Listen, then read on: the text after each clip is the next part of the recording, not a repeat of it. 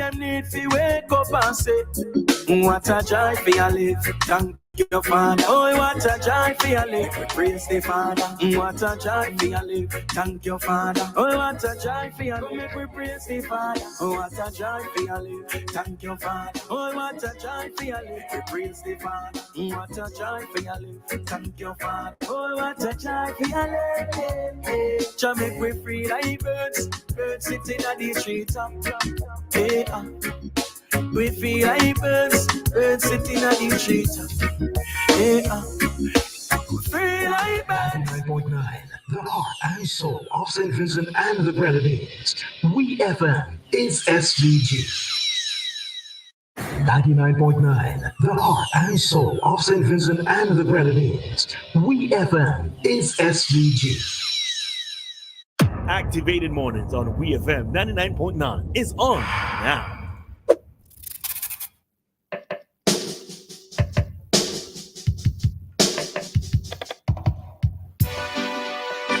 All right, SVG. So we are back with our Activated Mornings program. All right, and we are in our commentary, in our scheduled interview segment. And we have in studio with us Mr. James Campbell, who is an architect and lecturer at the St. Vincent and the Grenadines Community College, and Mr. Desmond Pompey, an engineer at the Physical Planning Unit. Along with our invitees, our interviewees, we also have Christal, Dianna, and myself, Roleza. So we are a little bit late. Our apologies. We just had a little bit of technical things that we had to sort out, but we are ready and raring to go. All right. So our interview this morning is on resilient designing and building in the face of climate change. And I think we have two very capable persons here to discuss this topic this morning. So gentlemen, good morning. Good morning. Forward. Sit forward, please. Thank you. Come close to me. All right. That's what Mike is saying. Yeah? So I just did a very, very, very brief introduction of both of you. So you could probably just go a little bit more into details about yourselves, your qualifications, etc. All right. So James, you could probably start. Oh, you tap him. Okay, good morning, everybody. My name is James Campbell. I'm an architect / lecturer at the community college. I have a master's and bachelor's degree in architecture. I studied in Taiwan for 6 years, and then I came back home in 2019. Right. Mm-hmm. My name is Desmond Pompey. I'm an engineer at the Physical Planning. I've been an engineer now for maybe about 30 years. So that is long enough that you can't even remember where you studied. Now you remember, man. You must remember. Is the basis. So I just like to say that I'm an engineer at the Physical Planning Unit and have worked with the Ministry of Works for a number of years doing construction, and for the better part of the last maybe 15 years I've been with the Physical Planning Unit. Okay. All right. So gentlemen, what is resilient designing about? Well, from my perspective, it's basically a building that can stand up to any hurricane. Hold a second, James. Sorry. You have to go Forward. a little close Yeah. to the mic, right? Because it just sounds like in the background. Okay, sorry. Yeah, So man. When from people my- hear that voice, yeah. Okay, from my perspective, it's basically a building that can stand up to any natural disaster, natural or man-made disaster. For example, a country location like in St. Vincent, stand up to regular hurricanes. You can say in Taiwan, you can stand up to typhoon, tsunamis. Mm-hmm. In Japan, tsunamis as well. Indonesia, flooding, New Orleans, fire, and so on. So wherever your location is, you can stand up to whatever disaster you throw at them from the perspective. Okay. Mhm. Yes, I agree with his comments. That's what it's about. It's being as resistant as possible to natural disasters and the forces that may come upon structures. I have an opening statement that I'd like to make, particularly with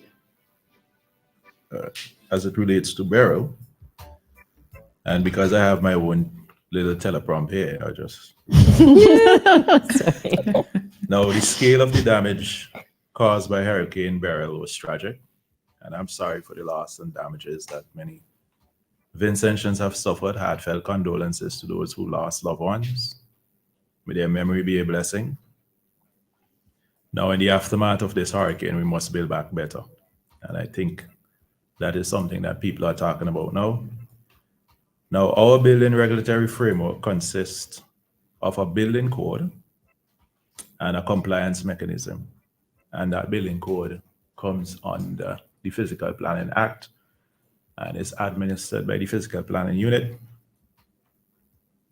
And it is set up basically for Category 1 hurricane, which is about 78 miles per hour to 100 and something miles per hour winds. Interestingly, what was observed during damage assessment was that roofs and part thereof that were blown off, many of them did not meet minimum standards with respect to their assembly, their anchorage, their fixing, and detailing. And in addition, there were maintenance issues, rusting of galvanized, wood lice infestation of framing members, and just plain deterioration. And it was recognized also that many of them, particularly in the Union Island, where you have extensive damages and loss, that they are older buildings, maybe about 50 years or so. So they will not have benefit from modern research and be informed by our building regulations and so on and so forth. So we, however, at Physical Planning recognize that any new requirements is expected to have technical and economic impacts, some sort of impact. And we are designing sensible policies for person, nothing too restrictive or burdensome, so that people can build back. And so we have to balance the two. That is, while we don't want to be restrictive and burdensome, we also want people to try to meet the minimum standards when they are building back. So that's a dance that we would have to perform, and I think the team is up to it, and the leadership of Physical Planning is up to it, and that's where we are now. So that's what I would like to say as an opening statement. And a very interesting opening statement. If I heard correctly, is it that you're saying that currently what stands is that buildings should be built to Category 1 to withstand? That's the minimum standard. Okay. Now, to put that in some context, the research information have shown, or in particularly the documents that we have, that the return period of a Category 1 is 50 years. And for those students who do the mathematics, a 50-year return period is a 2% chance of exceedancy, which means that there's a 98% chance of not occurring. That was the research up until Beryl. I don't know if that would change, but that is essentially, I doubt it would change, but that's essentially what it is. So St. Vincent, when you review the storms and hurricane that made landfall in St. Vincent from way back, maybe as in the 50s or the 60s, you would find that those that made landfall was nothing more than a Category 1 storm. Mm-hmm. We have never really had a major hurricane, and that's the historical information. And as far as Beryl is concerned, unfortunately, it struck the Grenadines, but the mainland St. Vincent basically got Category 1 winds, which is on the outer I'm banks. saying that because what happened is that the hurricane I passed near Caracou. So basically, the north winds were the strongest winds with the hurricane barrel, and the Union get the strongest wind from barrel, and we get the category 1 in mainland. So you can say Union get category 4, 3 in Mustique, 2 in Beckway, 1 in mainland. You could say, yeah. Okay. But we mustn't while we have that data and information, Union Island is still St. Vincent and the Grenadines. Right. So St. Vincent and the Grenadines actually get struck by that category barrel. Yes. But like I said, hitherto barrel, the return period is 50 years. Now people are talking about category 4 and category 5 construction. Of course, I would encourage discussion on this, and that is how I advise that we have further discussion on this, because even with the latest update of building regulations that we have, which we are yet to, which we are working on implementing, you're talking about 700 years return period and 1700 year return period. Those document, that's what that document said. So, and to put that for the math students again, a 700 year return period, the probability of that is less than 1%. 1700 years less than 1% on 1%. So you're talking about a 99.9% chance of not occurring. So we're going to have some discussion on how we move forward. Of course, in immediate aftermath, you have to deal with those who have lost their homes. So that's another discussion again. And of course, work is being carried out on Union Island.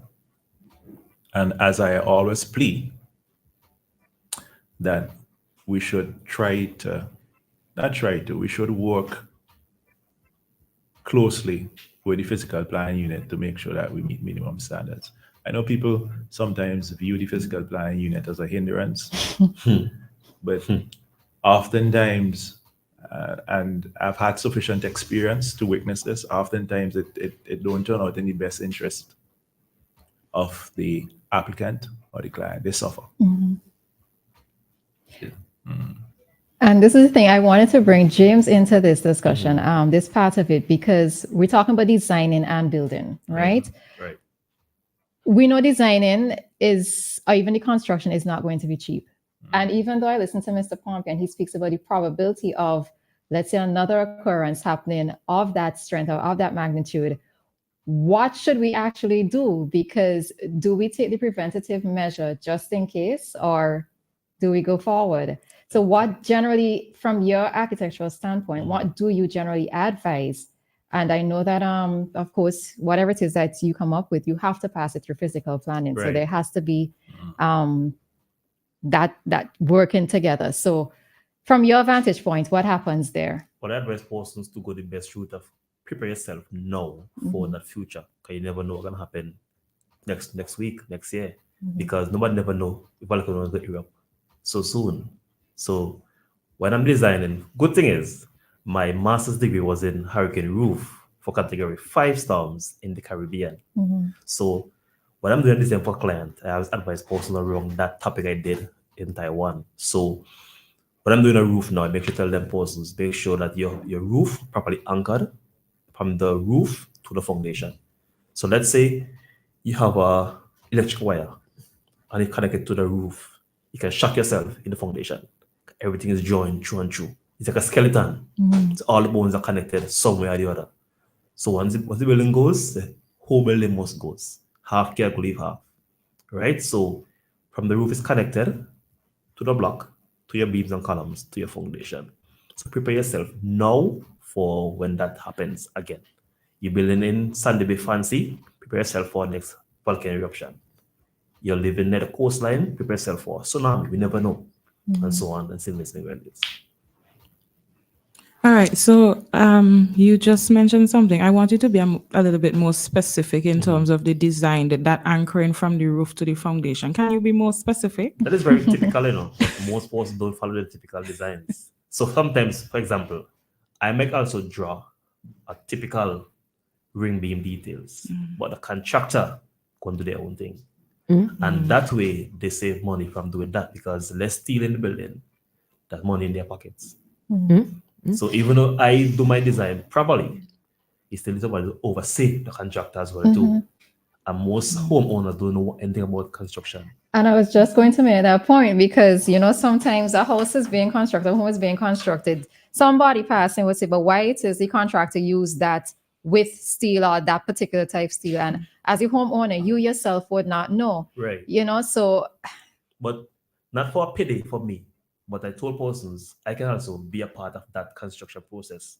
Payment, of course, but they say it's too expensive for them for me to come on site and check what's going on, and maybe twice a week, 3 times a week on a basis of construction. As a project manager. Exactly. Right. So why is that rule? Because again, it's my design. I want my design would stand. So then timeline. But then they say it's extra cost for them. So just ignore the designer after the design is finished and the contractor is in their hands to do proper job. They trust them to do their home, but then the contractor doesn't do their own thing. I've seen this already before with my own two eyes. Okay, so question to both of you: are there any legal implications for that, where you have that particular design for your house and the contractor decides to shortchange you? What, you just have to take that, or what can happen? Well, first of all, the physical plan and compliance mechanism provides for inspections. There are some onus under the law for the homeowner to call upon the physical planning unit to make those inspections. And you are, under the regulations, you're supposed to carry out your construction in accordance to what was designed. Interestingly,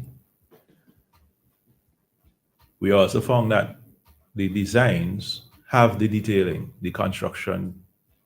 In the construction phase, they did not implement them. So it have the minimum standard detailing in the designs, but they didn't implement them. And coming back to the compliance mechanism, where there are stages of the inspection, from foundation from setting out basically to completion. And at the end of it, you receive a certificate of completion. All right. Now, the issue with that, of course, is that you, the applicant, must call the physical planning to make these inspections. Something very fast. That don't happen. Something very fast, right? Didn't even notice. When a plan is complete and approved, the owner is given a form to fill out for start and complete. Most homeowners don't submit the start form, so planning won't know when the building starts.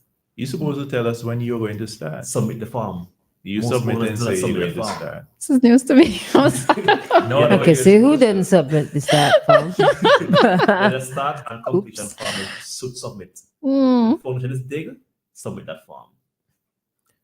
When the light goes on, submit the completion form. You serious? How could they tell if they did the foundation properly or the ring beams if they When put you in? submit that form, plan will check up on that construction process during the in between. from start to finish. Because I'm like, are you gonna knock on the column to see if it has steel? Randomly too. No, So you know when they're going. the inspection stages are described, specified. We're supposed to carry out an inspection before you put concrete. Formation begin. So once you put down your steel work, right, before you concrete it, you call in the physical planning unit to carry out an inspection. Before you concrete your ring beam, you call in physical planning for inspection. Before you put on the ring beam, you call in physical planning for inspection. Why are these things important, right? One, you find cases where there's no reinforcement in walls. People build walls without reinforcement, steel reinforcement, that is. And there is inadequacy in terms of dimensions of foundation, dimensions of beams, the not providing beams where they are on the plans, and also changing plans. It sometimes it's come across as a simple thing that I just change a room here and just push that day and so on and so forth. But it have consequences. So your builder might say, don't put the room this way, put it that way. Don't bother with physical planning. I mean, I'm not saying that there are builders who don't comply, but oftentimes we find issues with that. Clients would be advised differently as how the application was approved by builders. Exactly. So much so, for example, I think I was in discussion with a builder who came to collect an application, and it wasn't ready because there was a particular detailing that was faulty. And his comment to me was, well, I wasn't going to build it that way anyway. So he already had in mind that he is going to change that design anyway. He didn't design it, which that is his, whoever designed it is not thing. So you get some of that. So if we could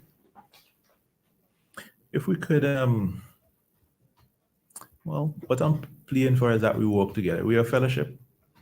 That we work together and deliver the best for I just think we need more honest, skilled people in this. Honest, very honest, because some of them, they are very dishonest. I've seen before where contractors, they do in the foundation, should have steel going vertically at every 2 feet, right? They have every 4 feet, because in their head, you ground tough. So you go stand up. That's half the job. Any odd movement, that crack up, break up. Hot. And then once you break on foundation, you can spread through the house. And to them, they're not gonna live there, so they won't know. They might die and gone, and then the apex and pause in the future. All right. So what I'm also picking up to is this whole lack of education or information that's out there. Because as you mentioned something a while ago, and it was news to me. As far as I know, it's news to me. I don't think I remember all of that, but so I think part of it is that we don't know persons who are doing construction, whether it's a home or whether it's a commercial property, whatever, right? They are not aware because, of course, because you are not aware as the individual, you're leaving everything in the hands of the quote unquote experts, right? So we're not aware, or persons are not aware of what all the process is supposed to be like. But I think the thing is, the first thing should be that form. Because I always tell the client, this is a green paper. It's all green paper in the form. That green paper is a line through it. It says building completion and building starts in capital letters, bold letters. The owner should always submit that form to planning the beginning of the foundation. When you dig a hole, submit the form. I have a question. You talked about making periodic checks on buildings. There's a lot of construction going on. How do you keep up with the demand? It is true that the staff is stretched with respect to that. The issue of compliance. You see, we operate in an ecosystem that is supported by, that is just the building regulatory framework, operating in an ecosystem that is supported by institutions and financial systems like mortgages and so on and so forth. So insurances. So and the utilities. So working with that in that system, the cooperation with that system provides the assistance that we need if we can get all of the cooperation. Of course, there's value that we can deliver to these institutions, and in exchange, they deliver this sort of value as well to the physical planning unit and the applicants. For example, the mortgage system have a drawdown period, and they have worked with us to ensure that these inspection certificates are completed before the drawdown period. How? As evaluations? Well, it's a different thing from valuation. They have their valuation process, and I like to say that valuation is more concerned about the expenditure, the finances, right? How much money have been spent, and put some valuation. But valuation may not necessarily, the manner in which it is done may not necessarily capture physical construction, the quality of physical construction. Okay. So the evaluator would come and look at the property and value it and compare that value with expenditure and give that information, which is valuable to the financial institution, because they need to know how the money is being spent and whether or not they're getting what they call value in their own way for these expenditures. But the evaluator may not necessarily be able to determine if the reinforcement is the correct size and position. Because when he comes to do a valuation, the building, what he is valuing is in existence. Our inspection is to check before you do certain works, to check that the works have been done to the right standard before you move to the next stage, which is a slightly different thing from valuation.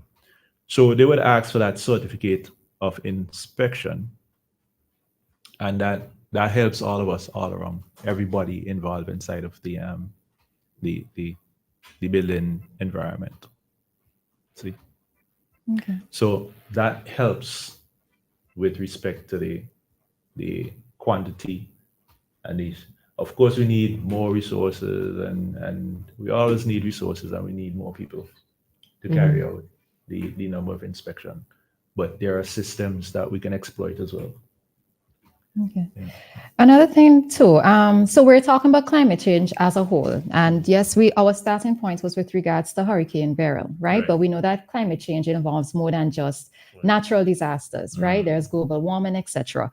I've come across designs for homes or houses that have been built that, in my opinion, my humble opinion as a non-architect, I think sometimes like some thought didn't go into it. And what it is I'm saying is that let's look at something as simple as the place being hot, or the temperature, place being heated, and the way in which some homes are designed. I think they're supposed to be it's cross ventilation, or try to capture cross ventilation. So you have breeze coming through and so forth. And then the way in some homes are designed, it's so hot. And on top of that, low ceilings, etc. As an architect, what do you generally propose? Because I know that there are instances where some persons are going based on design in terms of what they would like for their home to be, instead of the practicality of it. Because, of course, if you design a home in a particular way, it's going to be hot. Then you're going to have to run an AC unit, and then you're complaining about the electricity bill, etc. I mean, from your vantage point, what do you generally propose to persons in looking at climate change in a holistic sense? Well, something I've learned during my studies in Taiwan is that when you're doing a design of any sort, you always do a site analysis. Always. So basically what you do is simple. You go on site, you see where the sun set, where the sun rise, where the wind blow, and so etc. Noise and so on. So for example, if I'm going to do a design for you, I come to your land twice through the process before the design is at start. Maybe in the morning, maybe in the afternoon. I see where the stronger winds are. I see where the sun is going over. I see where the trees are. And design according to turn the house according to what you have on site. So for example, I'm not going to turn your master bedroom towards sunrise. Right? I'm not going to turn your living room towards the mountain if there's a sea view. Can you get the sea breeze coming to your home and so on? Right? So then when I'm doing my design now, I do that part first, and then I turn and put rooms strategically according to what I hear and see when I'm at your site during those times, right? When that part is finished now, I come to you, the owner, and I advise you what I see, what I feel during that site visit. And then some owners are hard-headed sometimes. They want to stick to what they want. But the news that I'm telling you, no, this way that you want, it can be done, but it's gonna affect you in the near future. Some of them still want to go with it. I have my clients that turned down because of that reason. I don't want to do it because in the end they're gonna say it's James designed it this way, even though you told me you want it this way. So I give you my advice. If you want my advice, I go with you, the client. If you don't want my advice, I move on. Right? So you have to make sure you have sorting things put in some places based on what your site. In St. Vincent, we have lots of lands in the mountain area. Right? You can put the same design in Kittels Beach, in Calaqua, or Fayhal. It's different according to what you are feeling at the moment. Right? For example, next thing too, for air event now, it's maybe costly, but it's also good. You can have your vent in your roof, as in instead of doing gable roof and hip and gable, you do a regular hip roof and put a circular or octagon in that triangle part of the roof, and that is very helpful. Okay. Right? That's very helpful for air ventilation. Now, comes a hurricane now. I always told persons, St. Vincent, the hurricane always comes from the east. Always. And go to the Caribbean Sea, which is the west. Right? It's good to have lots of windows on the Caribbean Sea side. Reason being, when hurricane is coming, you basically open one of those windows on the west side, slightly, for air to flow through. I was going to ask a question. Hurricane have a Imagine suction. that. Yeah. Hurricane have a suction to it. If the house is closed up completely with a regular hip and gable roof, you can suck the roof off from the pressure of a hurricane. All right. So during a hurricane, right, you're saying open. Not wide, slightly. For the pressure For to the air pressure to come out and the breeze to Regularize. flow through. Okay. When the hurricane gone over the house, that currency, open the window on the east side now, opposite side of the hurricane. Okay. Same thing. The pressure will suck the roof off. You have a regular hip and gable roof, right? Things to keep in mind when you're doing your or the architects, right? Yeah. All right. Go ahead. You know what? Let's take a very quick commercial break with one commercial break, and we'll be right back. Okay. So bear with us, listeners. It's time to get all your essentials for back to school. Need cash now to make shopping for the new school year easy? Ports Ready Cash loans are hassle-free and affordable.